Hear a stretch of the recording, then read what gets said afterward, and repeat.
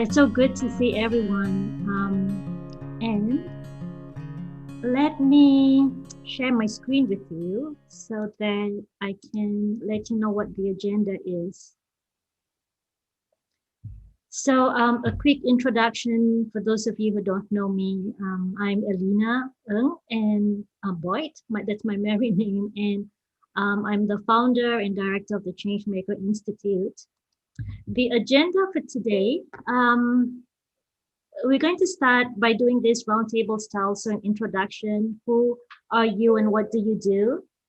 And then if there's anything that we can celebrate with you, right? So the agenda today is on fundraising. So have some of you been successful raising funds? And this can take the form of grants, or you may have been successful raising venture capital. Is there anything that we can celebrate with you?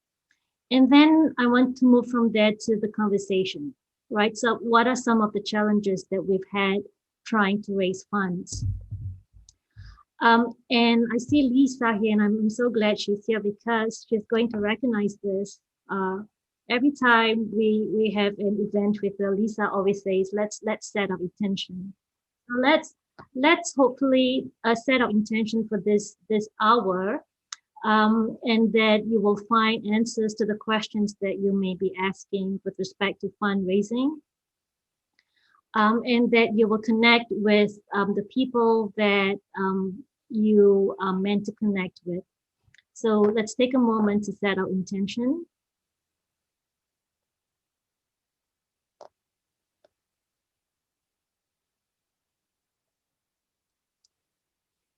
And then from there, I want to just make a really short remark.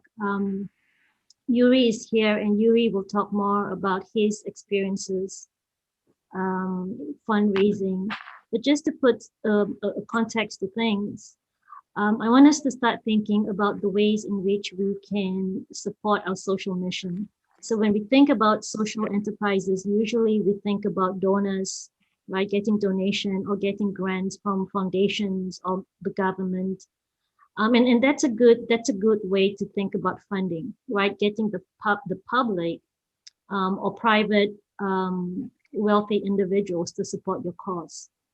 But there's an article that I put up on the event page that talks about the ways of the way to think about funding in a more innovative way, right? So let's see if we can be a little bit more open-minded when we think about funding by seeing how we can combine donations with loans, right? Debt financing, and of course, equity financing, right? Where you are, well, technically you're actually selling part of your company away to get funds. And the partner then invests in you and then manages your company, becomes part of the management of your company to make sure that they get the returns. Right, and the article that I put up on on the event page, I really encourage you guys to read it. It's an older article from 2012, but it talks about the way it gives you ideas of how to think about funding in a less restricted and less conventional way, right? So to be more innovative. And one of the things that the article talks about is that in some situations, the states are willing, the government, right, is willing to act as a guarantor so that you can actually get loans if you haven't come to a place where you actually have income coming in, revenue coming in from the sales of your products, right? So I did wanted to highlight that, and then open up the conversation. So I'm going to stop sharing my screen. And then turn this to, hi Claudia, it's so good to see you. And turn this to gallery view so that I can see everyone. And I wanted to get, I see Yuri, and I also see Marty. So Marty is a common friend of Lisa and me, and I invited him over from the last time we got together because Marty has also successfully raised funds. And I'll I let Yuri and Marty tell you more about themselves, but Marty has an amazing background. And so I wanted to start with Yuri and Marty, and I know Marty has to leave pretty soon. But the other thing that I wanted to encourage you all to do also is to connect with each other, right? So I saw in the chat, in the event page, Rosalind is here. Hi, Rosalind. And I want to encourage you guys to connect with each other because, as I said in the chat, who knows what one connection will do, or the doors that one connection will open up for you. So Yuri, do you want to start and talk a little bit about your background, your successes, so that we can celebrate that with you? And I know you had a granddaughter very recently, so that's a celebration. And some challenges, and then we'll move on to Marty, and then we can open the discussion to everyone. Yeah, of course. Hi, Alina. Thanks for having me here tonight, and good evening, everybody. My name is Yuri Van Rensberg, and my core business is helping companies, helping entrepreneurs get ready for a fundraise, and I also help them then raise those funds. And it always goes in that sequence. You've got to prepare yourself, and it is quite a preparation to get ready for a capital raise. One key thing always to keep in mind is that in most cases, you get one chance in talking to an investor. Very seldom that they will listen to you a second time. Some things to celebrate, as Alina said. Probably the biggest thing for me to celebrate is that I became a grandfather again a couple of days ago. So very happy, very proud of that. Other challenges really in fundraising is being able to really get your message out to investor in the way that investors are interested.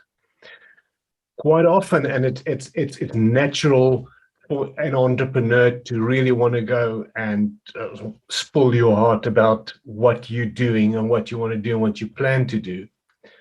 What an investor wants to hear is quite often the opposite. They want to hear the core basics of what you do, but they want to know what you do, not what your business does, although the business part is obviously important. Other sort of things,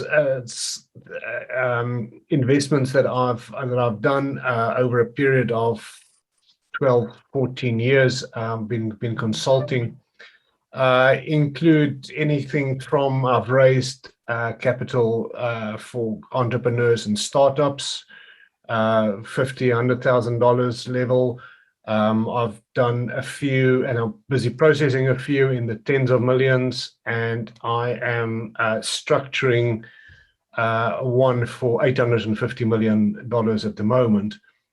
So the range is wide. I operate on an international basis, on all English-speaking countries, and even in the less English-speaking countries as well.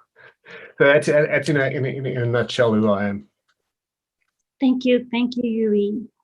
So that's a great introduction, and we'll come back to you to talk a bit about the projects that you have around the world. I want to move on to Marty for right now because I know he has to leave pretty soon. So Marty, can you tell us about yourself, your background, and then some successes you've had raising funds and some of the challenges you've had? Yeah, sure. Thank you so much. Hello to everybody. Hope you're doing good. Start of a new week here. And yeah, I have done everything from starting my own companies, working traditionally the 126 hours per week, Alina, sustained for several months over time. I believe in sustained superior performance from humans. I like to analyze them on paper and see 10 to 30 years of sustained superior performance. So, I apply that to fundraising the same way. You have to fly to the ivory towers, do the presentations. Being in the military 30 years taught me that tenacity wins all the time. But certainly we have people that present to SoftBank, like Adam Newman, and get billions of dollars, and then they're doing tequila shots at 8:30 in the morning and crashing, so much money, it's ridiculous, childish, immature, and stupid. I've raised millions of dollars flying to ivory towers and using tenacity and a military application of a rigid, work ethic to achieve that. So I'm very mechanized, very Android focused, very robotic. Most of my teams, Alina, are military, ex-military, and we believe crushing, dominating, destroying, and blowing up everything on the battlefield is the name of the game. And so I often laugh and remind them, like, guys, we're and gals, this is business. We're not out there anymore. So, but they bring those same things to the table with anything they do. Most of our business plans and pro forma, Alina, are generally just under 200 pages. And we don't pay accountants $200 to $300 per hour. We require all of our people to be able to go in and change anything in a business plan in the pro forma and have it shingle right across all of the plan, and then recut it, resubmit it, reissue it. Whether that takes 20 times per day because of investor requests or shareholder requests or possible requests, doesn't matter. And we use the number one ranked plan in the world, which we have converted many universities to. It's called Live Plan. So we're with Tim Barry. An interesting thing, Alina, I got started writing for Tim and being paid by Tim with Live Plan. I'm ranked number one for 14 straight years now by the Wall Street Journal and Inc. magazine as the number one program on earth for someone to use for business plan writing. I got started with Tim as a paid writer when I was in the Arabian Gulf because I didn't want to be bored sitting on my ship at night watching TV. I wanted to learn a new skill. So I say go figure for a head cook on a warship. All the other stuff, being a White House chef, running the nuclear bunker for Orange 1 underground for the presidency, the nuclear briefcase, the first families, running the Camp David resort, all that stuff is all true. People think it's crazy, it's stupid, it's impossible, he's a liar. And then if you read his profile, he went to the North Pole inside a nuclear submarine and rode camels in a desert. All that stuff is all true. But honestly, I was just a simple cook and sitting on the mess decks in the chief's quarters asking myself, what are you going to become when you leave the Navy? What skills are you going to have other than head cook and bottle washer? Or somebody saying, hey, dummy, bring our burgers in. The adults are around the board table right now. So I didn't want to be that hey dummy. And that's why when I got out of the Navy, I used my post 9/11 GI Bill in the United States and went and got my second master's degree, which I just completed 2 years ago, and really sought to try to bring value to the table. So in fundraising, I often tell people, like my university, I convinced my whole university with 8,000 students to get off of Excel and stop using hand-typed sheets for pro forma and investment, and to go to Live Plan because it allows global collaboration. And I converted my whole university. Now I have about 6,000 students that use my plans every day. They're reading my plans, Lena. And I'll shut up after this and get to the point. But they're in Wharton, Harvard, MIT, Stanford. We have them in Keenan-Flagler School of Law, everywhere, NYU Stern. They all use Live Plan. So that's my story. I'm sticking by it. And I've, people have called me and said, hey, Marty, will you come cook? We heard you're a good cook. And I've gone the hard way, Alina, and raised $567,000 in one night with a dinner at Quail Hollow Country Club in Charlotte for cystic fibrosis. Now that's when you work 16 straight hours. That's the hard way of raising money. but that's nice for a dinner. 567 grand is not bad for a dinner. So we set a lot of records that night, but I much prefer Yuri's method, doing it slowly, methodically, preparing yourself and going to an Ivy Tower or going to a hedge fund and doing your presentation and getting funded. I much prefer that method. So thank you so much for having me. Thank you, Marty. Thank you so much for all that. So those of you on the call, Marty is, and you can elaborate on your background, but he was a chef in the White House, so like a presidential chef. He now is the CEO of the U.S. Presidential Services. I might be butchering the name, but you're so well connected. So for those of us who may not be as well connected as you, do you think that a lot of the successes fundraising has been because of that connection, or is it the tenacity, or can anyone?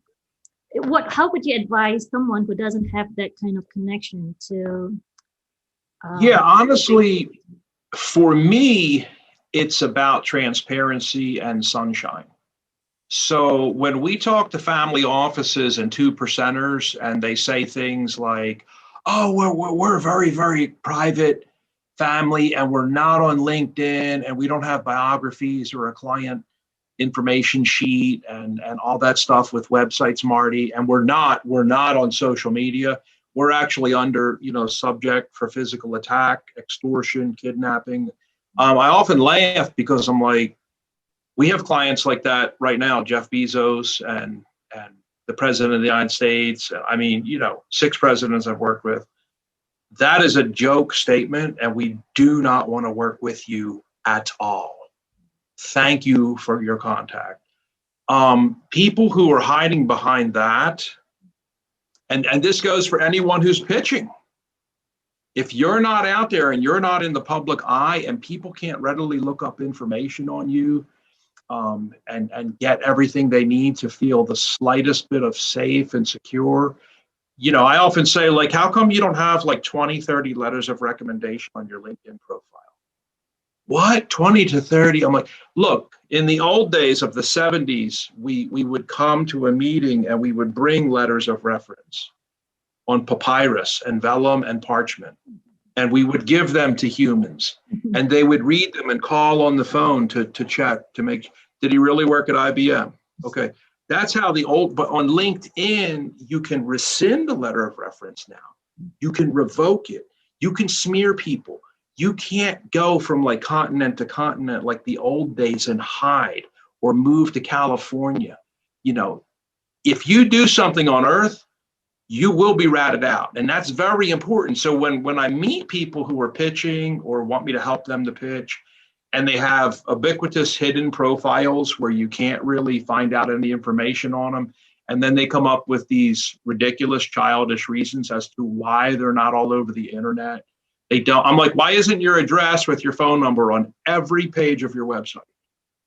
Well, we have it on the contact on every page at the bottom or the top.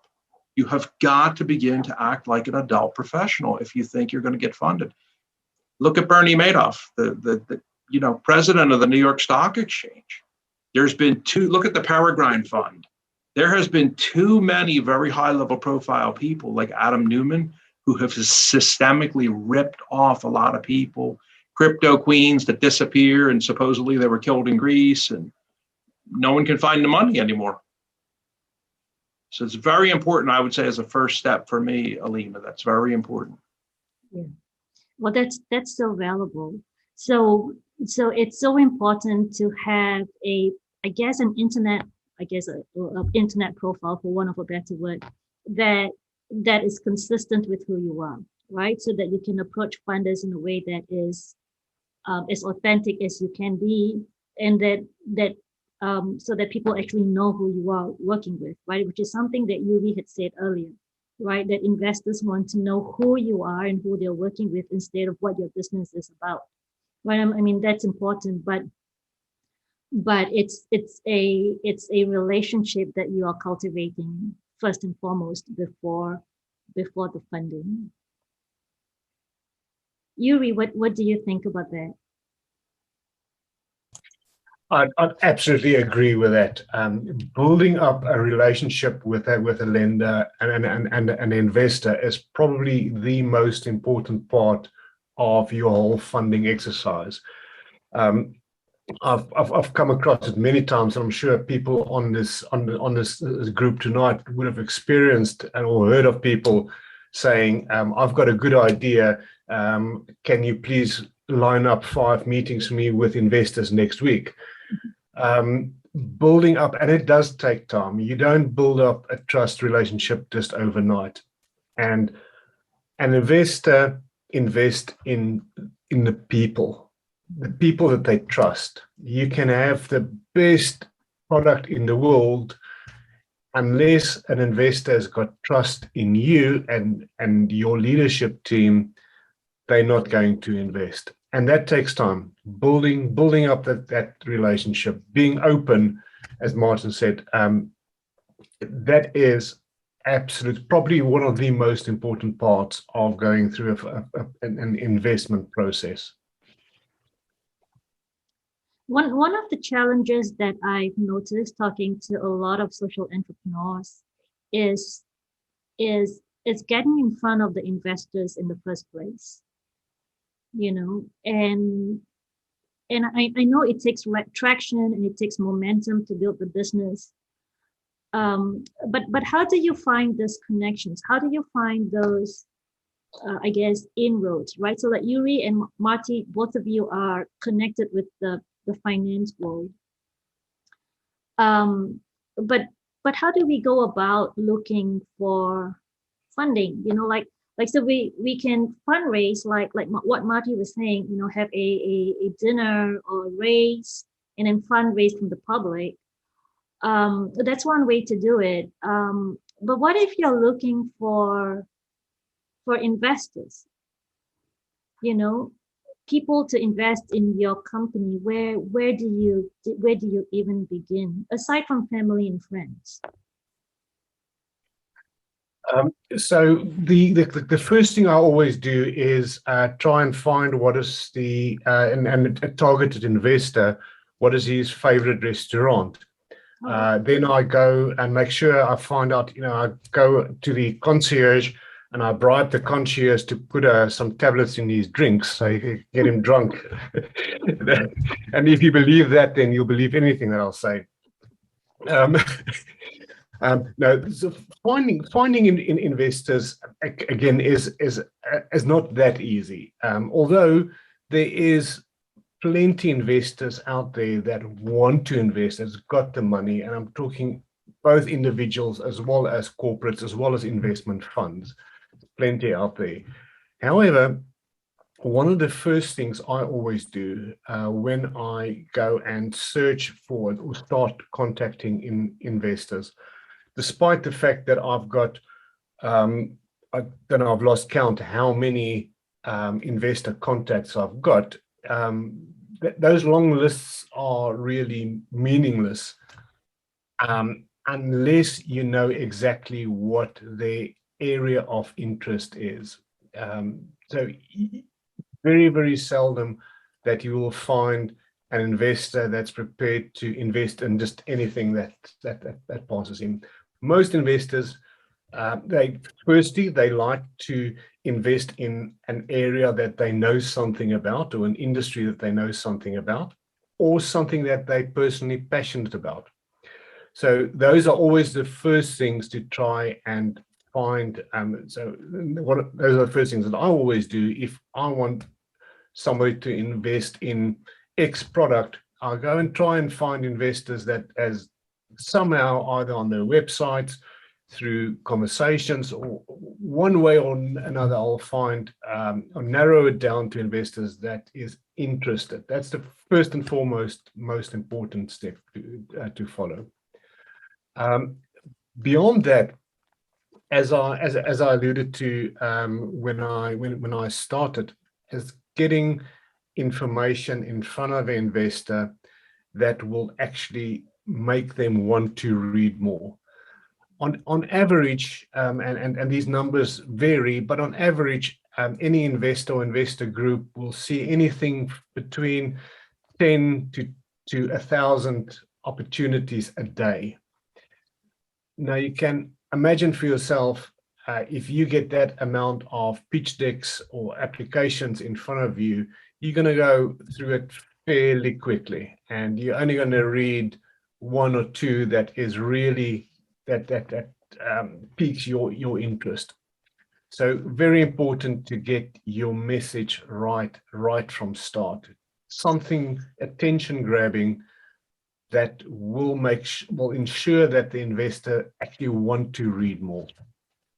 Yeah, that's so important. And we keep coming back to that personal relationship, right? Because you're actually connecting with the investor as a human person first before you connect with them as a funder. So that's so important, I think, because so many of us approach fundraising by connecting with people as a source of fund of money, as opposed to an individual first. Yeah.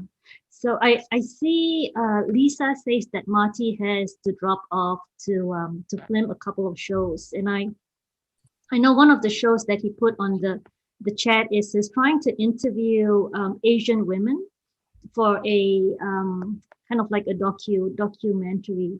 And so if you are if you fit that profile, do get in touch with him. And Lisa has also put his LinkedIn on the chat, and he's also on the event page. So I really encourage everyone to get in touch, especially Yuri. I meant to connect Yuri and Marty together as well. Yeah, no, thanks for that. Most definitely take that up. Because he, Marty is, not only is he really cool, but he has the most impressive background. He's nice and sweet, and this is recorded so he can watch this later. And I knew him through Lisa, so it's I want you to connect. I want Yuri especially to connect with Marty. So back to what Yuri was saying, it's so important. So when you started off with the restaurant example, knowing his favorite restaurant, I thought it was going to be get to know him on a personal level, right? To see what are your common interests. But it's so important that we actually see the people that who's going to potentially be your funder as individuals first, rather than just a potential source of funding. Absolutely, and I just want to be clear to everybody. I did really make a joke when I talked about bribing the concierge and drugging them. But on a serious spot, is absolutely, Lena, you spot on there. Building a relationship with an investor or potential investor is the most important thing that you can do. And the first step can be something like just sending them something that will respect their time, in the sense of being clear of what it is that you want and what it is that you do.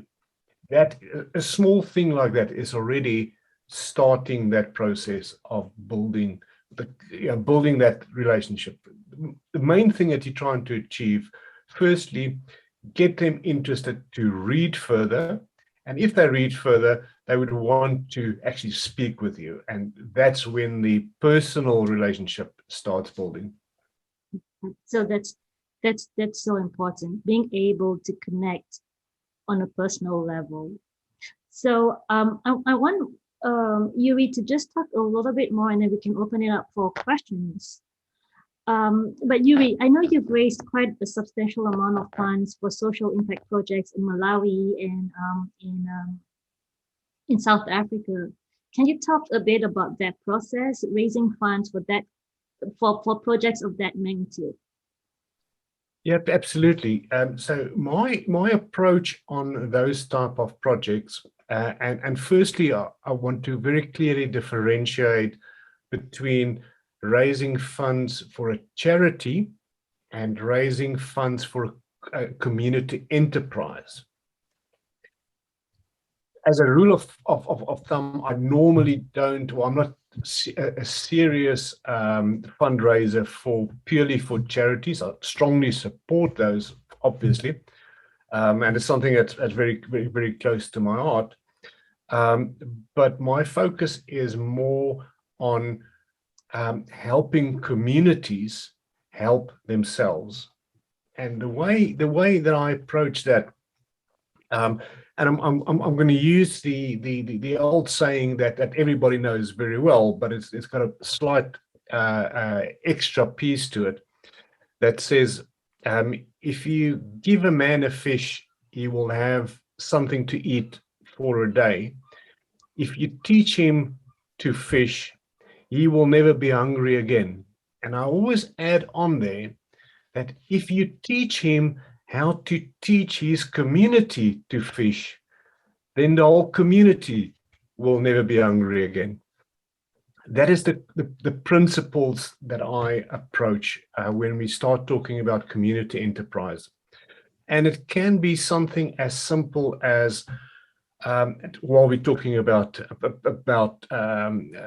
fishing, is just setting up or helping them, again, the community set up a tilapia fish farm, link that to some kind of agricultural land associated with that. The water from the tilapia fish dam acts as fertilizer and water for the agricultural product. So now you've got two product ranges that both feed the community, but you also do it in such a way that you create employment and teaching people a skill, and you do it in such a way that there is excess product available that they can sell outside their own community and therefore make additional profits that can again go back into the community. So the whole concept is still the same as a not-for-profit. But instead of just giving them money or giving them food or giving them a building, I always want to take it a step further, help them create something that they can become self-sustainable. I'll very briefly give you an example of something in a same principle on a much larger scale that we've done in South Africa, is created automotive hub. So in the center of the hub is that's the learning center. And when I say automotive, that ranges everything from panel beating to mechanics, to tire fitters, to anything related to motor industry. You train in the center. The next level is smaller groups that is now graduated that can work together and get commercial business principles. The outer layer is a fully commercial operation, again, where those individuals can now operate a business that serves a wider community. Using that example, again, that is something that we trying to replicate now. We've got 3 projects in Malawi, pilot projects, early days, but concept that we want to replicate there. Now take this concept now to an investor and compare that to going to the same investor to say, I want a donation to give to these people, or I want a donation to create or help this community create an enterprise that's going to serve the whole community and make them self-sustainable. And you can think for yourself which one is most likely to attract more investment. I love that, Yuri. I love that so much. A couple of events ago, we were talking about thinking of investors as buyers, as someone who's going to buy a product, right? And if you can sell social impact as the product, that means this is the benefit that we are going to create for our society, that's a better product than just saying, yeah, give me the donation so that I can support on a less less concise level. So the more concise and the more planned out your impact is, in terms of knowing not just your output but your outcomes and then your impact, you have a better chance of getting funding than saying, we are a enterprise without that clear impact that's clearly laid out. Correct? Yeah. Absolutely. Yeah, I love that. So do you have any other comments to make, Yuri? If not, then we can open up the room to conversation. I think let's open up the room and get some questions. Yeah. So I know I see Rosalind is here. Rosalind, if you don't mind me highlighting your what you're doing with sustainable design, what Rosalind has done, and she did put her what she does with the business in the chat on the event page as well. But I'll let her talk more. But she does sustainable designs for furniture, for luxury furniture. So Right. do you have any questions or do you have any comments? Oh, I have it all. Literally, your discussion is very inspiring, especially for what I do. So my question would be, is understanding that an investor definitely wants to have an inside feeling about not just about the person, but also about what you're doing, so that they can actually help. Mine is so interesting that I believe it would be best to have a combination of people that are causal as well as those that are commercial. And I'll tell you why. I do find sustainable design. And when I say find sustainable design, I mean that it's expensive, because we expected when we started that finding the supplies and then bringing them to the public would be an expensive venture. And in fact, it was. We developed a company in 2012 and searched out, let's say, in the example of promoting natural prosperity, whereby you give a community a way to support itself. Part of our product are these fine Italian veneers that are really exceptional Italian papermaking applied to sustainable forest in Cameroon, because an Italian family parked a barge off it 50 years ago. And when you actually go on the mission, you find these people throughout the world in different ways. You source them. So what happened in Cameroon is essentially they have abundant trees that in their own grains are not especially exciting, but were perfect and malleable. And they created these beautiful veneers, some of them that are part of the legacy collection, that mimic endangered species, as well as these fine architectural ones that you might find in walls and things like that in exceptional homes. So they've done exceptional work, and over 50 years, they've built a community, the forest, everything's healthy, and there's supplies that are consistent, really pretty consistent. We would love to bring that to Oregon, to the United States, even that, just so that we could make that happen in other places. So by us designing and behaving that way here, we really hope to create that again. But we're creating it through a product, because when I started, we just didn't want to talk about it. There was so much activism that the consumer was already overwhelmed. And how could we bring this back into like dinner conversation? And the way to do that was to create an unusual object that people would say, what is that? No, really? And that's exactly what happens with this fine furniture that doubles as animal enclosures.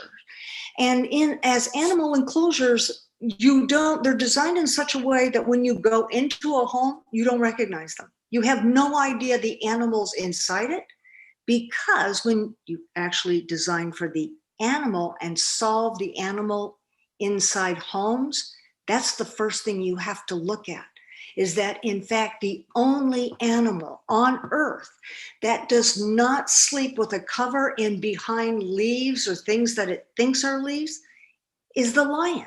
So virtually every other animal that we have in our home is like so anxious because it's trying to live our lives and it can't interpret it, and we get these behavioral things, and we're hurting their health, okay, and it's hurting everybody's health. And then we have these toxic things in our homes. So by solving that one product at the time, we hope that we do all of our impacts and our social, our sustainable impacts and the educating about that in a dossier, so that you have exactly how that piece came from the earth, really from the powder of the earth to your door in a story, and you know how it happened.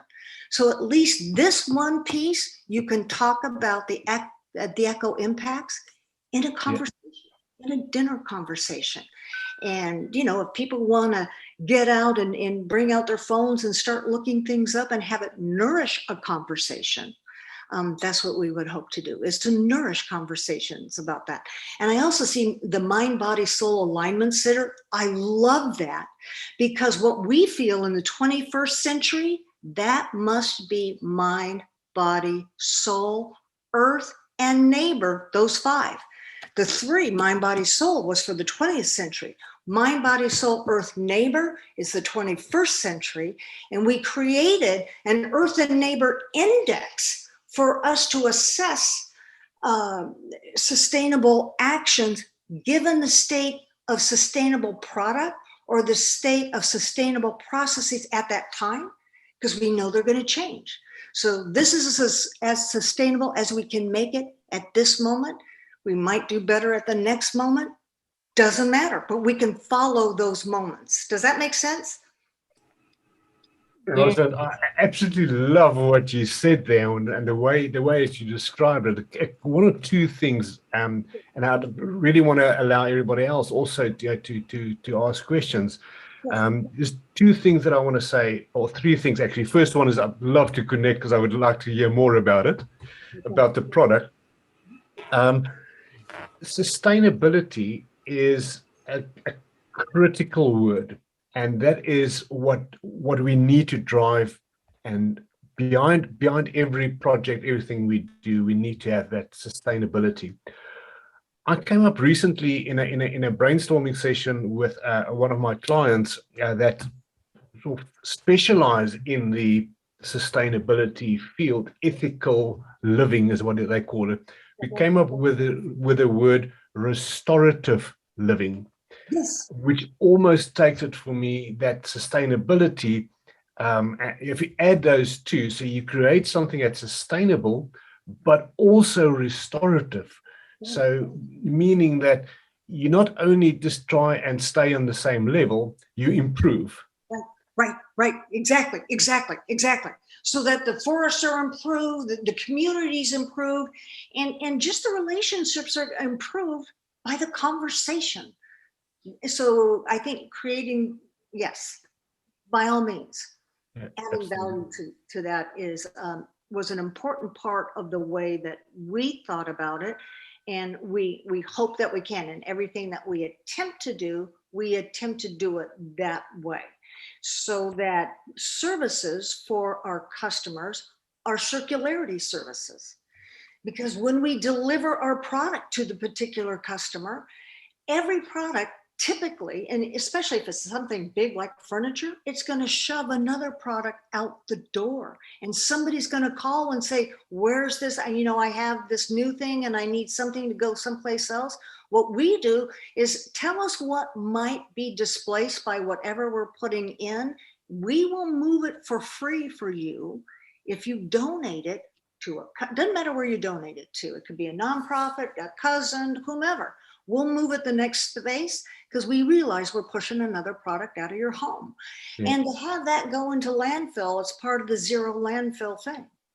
And also if the animal or doesn't adopt the product after a year, we'll remarket it for them. We're going to give you a year and then we'll remarket. But these things need to keep moving, I feel, and people should not be stuck. We should be able to keep the conversation going and find the ways to do it. And what I found, there were plenty of people working on it. You just had to dig deep to put it together. You just had to dig deep for it. So we've been doing it for 9 years. So we've been on it for 9 years. Rosalie, I want to connect you with Yuri. And I love you, Rosalind, because I can talk to her for days because she is most, she's got this amazing idea and she cares so much about her people. But so I want to connect Yuri and Rosalind, and for everyone else who want to connect with Rosalind, Lena, connect with Rosalind. You have her LinkedIn connection, so please do that. I want to give some time to Amy and Samuel who have their hands up for a little bit. So take it away, Amy. Yeah, sure. Thank you so much for organizing this event. It's so close to my heart. I'm one of those had a life-changing event. Used to work at corporates, had a fairly cushy, comfortable corporate job until I had stage 4 cancer. And that completely changed my life. I was lucky to survive. And then now I'm building a company to help patients and others able to build fun, healthy habits when they're stuck at home. And especially during this pandemic, obviously a lot of us stuck at home. And so my question for Yuri and anyone else who understand impact investment is that I am trying to build a sustainable business model that can be more inclusive, and then healthcare innovation is tricky in the US, especially we focus on creative arts based on clinical research. However, it's very underutilized in healthcare. And what is your advice in terms of strategic way to utilize all community resources and bring in the right impact investors, like if healthcare reimbursement, which is my end goal to allow patients don't have to pay to able to benefit from our program, but still make the business sustainable. Our goal is really maximize the opportunity for beneficiaries, regardless of their financial status. And I'd love to hear some advice, how we gonna, this year for the first time, I started to focus on fundraising. And I actually very interested in social impact investment because, I need to be with somebody who I could trust in line with our mission, even though I'm technically in, Silicon Valley, the Bay Area, VCs, a ton of them out here, but I'd rather go for the impact investment route. Yeah, so I'd love to hear, Yuri and other people's advice. So I would say in the first place, and I absolutely love what you're doing. If you want to really stand out and attract the right type of investors for your program, and you have to stand out above the crowd. That is unfortunately one of those things. There is so many different organizations, company, people that really want to do good, but you have to stand out above them. And one way that I would suggest of doing this is trying to identify corporate companies that that somehow that you can link what you do to what they do, whether they supply a supplier to the same age group or type of people that you help, or whether it is just a corporate that operates broadly in the same field, something that you can find a connection with. Try and find a connection within that company that is responsible for their social corporate responsible investment. And all corporates has got a department like that, because all corporates have a fund like that. And believe it or not, they often struggle to find the right places to invest in. The key thing there again is two things. You've got to make yourself stand out above the others. So shout. That's what I'm basically saying. So don't just, don't wait for them to come to you. Yeah. And again, approach them through trying to build up a relationship with individuals, Mm-hmm. and try to understand what is important for them, and then show them what you do, how that can enhance what they do. So rather than asking, is you go out with a message of givings. I can give you something that can help your corporate image. Mm-hmm. So rather than just going out to say, I want money, offer them something first. Yeah, and that's actually so aligned with one of the things we consider, because, during this pandemic, most employees actually working from home, right? And the biggest challenge we're trying to solve for our society is actually the caregiver burdens. The sandwich generation have aging parents who couldn't just, drop their family to go care for their parents, couldn't even visit them during this pandemic, have kids might be homeschooling at home. And how do we maintain their health while providing fun way to care for their parents remotely? And I thought about, like maybe even setting up corporate wellness program where it could be also family benefits, where, the employee can support each other to get healthy.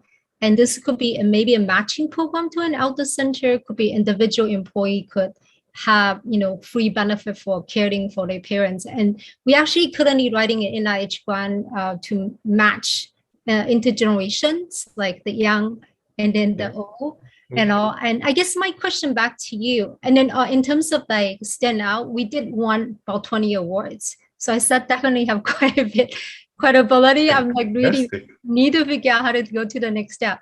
And so how do I find the right corporation that might have alignments? Because there's so many corporations out there, and I do have a big LinkedIn network, but how do I search the right corporation to reach out?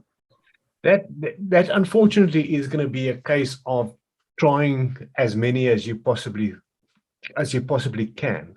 Mm-hmm. It will have to be, you might be lucky and very, very early on you get the right ones, but absolutely you're going to have to try and hit the bigger pool. Again, I want to reiterate that approach of giving them something, and that offer of having a program that they can use for their own employees. That is a brilliant example of giving them something, and you will definitely get something in return. Again, just imagine that person that you're speaking with, you coming to offer them something compared to somebody just coming ask, I want some money for my charity. You are far, far more likely to get their ear and get somebody there to champion your cause as well. Yeah. And so one thing we did discover before is that maybe that's a really great question, but I need to be respectful of time. Okay, so, sure. But I did want to say, Rosalind also said start with those that you know, in which you and the connections that you have there. Yeah, connect with the to narrow down your LinkedIn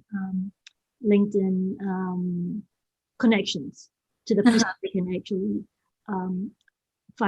provide some funding. So I want to encourage you to also connect with us, and then Yuri's connection. So and you can also ask your question in the event page as well. There's a chat that's going on there to get feedback. Where's the event page? You mean the LinkedIn event page? On LinkedIn. Oh, okay, great. Yeah, okay, yes. Yeah, but great question. Thank you. Yeah. So I know we need to get to Samuel. So Samuel, what was your question or comment? Samuel? Yes, thank you. Briefly, just wanted to follow up in terms of the comments that were made. I mean, I would agree with trying to reach out to the people with whom you have connections.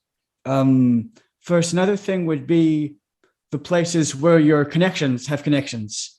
Sometimes, if you can get, I don't know, I'm picking